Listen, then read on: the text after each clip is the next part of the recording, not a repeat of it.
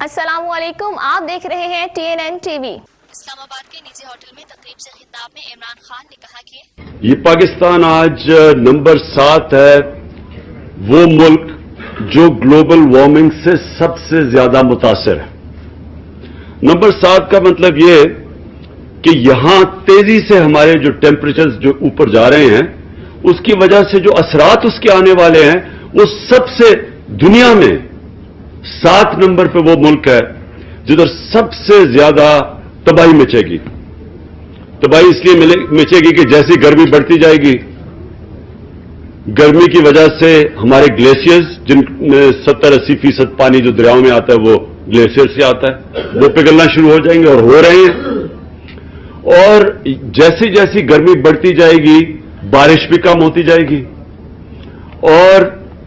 آخر میں یہ جو ہمیں جو وہ حدیث کہتی ہے کہ سوچو کہ یہ کیا امپیکٹ پڑے گا آگے آنے والی نسلوں پہ۔ تقریب سے خطاب میں عمران خان نے مزید کہا، اور مجھے اس لیے بڑی خوشی ہے کہ خیبر پختونخوا کی حکومت نے، جس کی لیڈرشپ پرویز خٹک کی، ان کے وزیر اشتیاق کھڑے، اور اس سے جو نیچے امپلیمنٹیشن عام ہے، جسے سیکرٹری نظر شاہ صاحب اور ان کا جو سارا سٹاف آج یہاں بیٹھا ہوا ہے،